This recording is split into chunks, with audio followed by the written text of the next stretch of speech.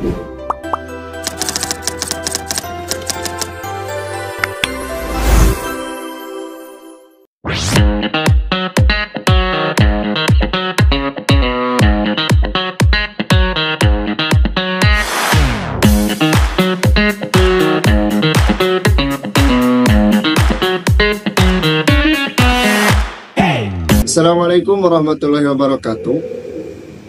Perkenalkan, nama saya Pradeva Azrial Akso. Saya mahasiswa dari Institut Agama Islam Persis Bandung. Video ini saya buat untuk memenuhi tugas pada mata kuliah materi PAI untuk MI, MTS, dan juga MA yang diampu oleh Ibu Dr. Neis Marpuah, MMPD. Pada kesempatan kali ini, saya dibantu oleh dua rekan saya di balik layar. Pertama ada Tegar Alfian, beliau yang membuat modul ajar, dan yang kedua ada Muhammad Mufti, beliau adalah editor di kelompok kami.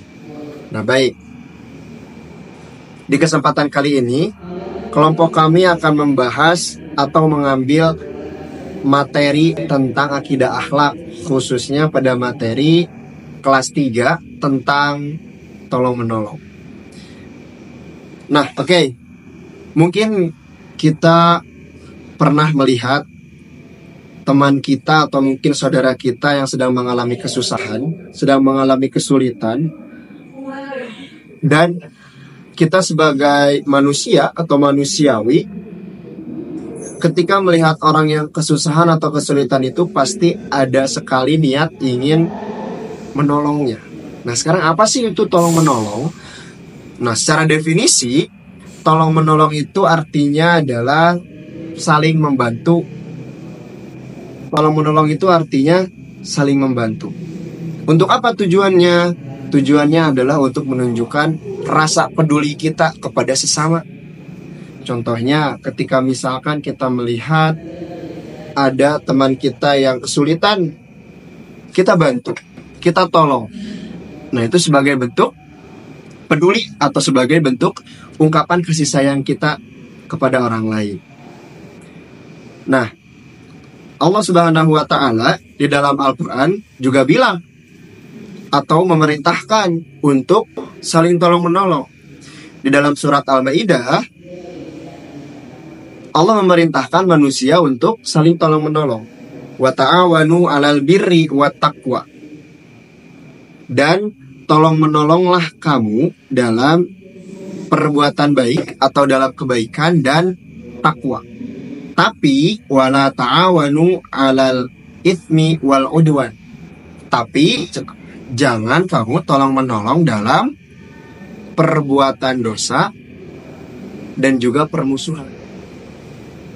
Contoh nih, misalkan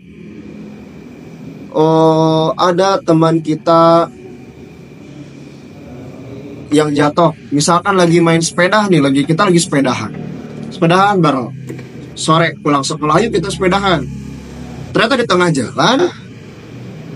ketika di tengah jalan, teman kita ini nyuksruk kesolokan. Nah, harus seperti apa? Apakah kita harus tertawa, menertawakan teman kita yang jatuh? Apakah kita malah mengejeknya sampai nangis misalkan, atau kita tolong? Nah, sikap yang paling baik, yang paling bagus adalah kita tolong. Jangan kita tertawakan, nanti kasihan, jadi malu.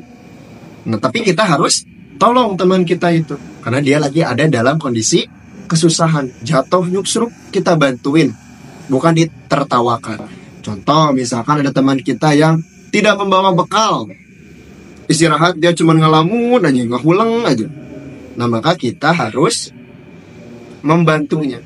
Misalkan kita punya makanan roti 2, kita kasih 1.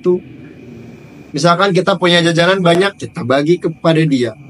Untuk apa? Untuk membantu sebagai bentuk kepedulian kita kepada sesama. Tapi tadi kata Allah, gak boleh kalau misalkan kita menolong orang lain dalam perbuatan dosa atau permusuhan.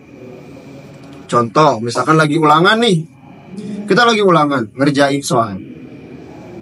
Kita lihat teman kita, kasihan ya, cina dia nggak bisa ngejawab soal nomor 5 misalkan, bantuin kasih tahu misalkan. Atau enggak, orang yang kesusahan itu dia berusaha buat nyontek sama kita, dibantuin, jangan bilang-bilang bisa nanti ketahuan sama guru misalkan. Itu tidak boleh, karena tolong menolong dalam perbuatan yang buruk, dalam keburukan tidak boleh. Atau tolong menolong dalam permusuhan tidak boleh. Membantu orang lain tapi dengan niat supaya saling bermusuhan itu tidak boleh. Nah, tapi tadi kata Allah, tolong menolong itu dalam perbuatan yang baik, dalam kebaikan, dalam perbuatan yang menghasilkan pahala. Supaya apa? Supaya nantinya tercipta kehidupan yang damai dan harmonis. Kepada siapa sih kita harus menolong? Bisa nggak sih kita menolong setiap orang misalkan? Boleh? Boleh, silahkan. Karena tolong menolong itu tidak akan rugi. Misalkan kita lagi jalan, terus lihat ada paku di jalan tuh, ada paku nih, bahaya. Terus dipindahin. Kebaikan bukan? Belum tentu. Tergantung kita memindahkan pakunya kemana. Coba kalau misalkan pakunya kita pindahin ke tengah jalan, malah jadi makin bahaya dong. Nah, tapi harus kita singkirkan atau mungkin pindahkan ke pinggir jalan, atau mungkin kita ambil, kita buang. Nah, bisa jadi itu menjadi amal kebaikan yang nantinya akan mengantarkan kita ke surga. Nah, intinya apa? Intinya itu adalah berbuat baik itu tidak ada ruginya. Berbuat baik itu tidak rugi. Bahkan sekecil apapun kebaikan yang kita berikan ke orang lain, kita bantu orang lain sekecil apapun, maka akan Allah tuliskan sebagai kebaikan untuk kita. Meskipun kebaikannya cuman tadi memindahkan paku dari jalan karena takut membahayakan, maka itu akan dicatat sebagai kebaikan. Tidak akan rugi. Segala sesuatu itu akan diberikan balasan oleh Allah Subhanahu wa Ta'ala. Nah, jadi kita jangan merasa bahwa menolong orang lain itu akan rugi. Tidak. Justru menolong orang lain itu sejatinya adalah menolong kita sendiri. Karena ketika kita nolong orang lain nih, orang lain lagi kesusahan, kita bantuin, kita tolongin, maka suatu saat kita juga pasti bakal ditolongin oleh orang lain. Tadi nih teman kita nyuksruk, kita bantuin. Nah, maka oleh Allah bisa dibalas kebaikan kita itu dengan cara apa? Dengan cara misalkan suatu saat kita nyuksruk kayak dia, ada yang nolongin kita. Nah, jadi kebaikan itu nantinya akan balik lagi kepada diri kita masing-masing. Nah, oleh karena itu jangan rugi, jangan merasa rugi dalam berbuat kebaikan, jangan merasa rugi untuk menolong orang lain, jangan merasa rugi untuk memberikan bantuan kepada orang lain. Nah, oleh karena itu mari kita menjadi orang yang senang dalam menolong orang lain. Karena ketika kita memudahkan urusan orang lain, insya Allah Allah juga akan memudahkan urusan kita. Kita sering membantu orang lain, maka ketika ujian, insya Allah nanti Allah akan memberikan kemudahan buat kita. Maka Allah akan membantu kesulitan-kesulitan kita. Ketika kitanya lagi susah, lagi sulit, lagi sedih, maka Allah akan menghibur, Allah akan memberikan bantuannya kepada kita.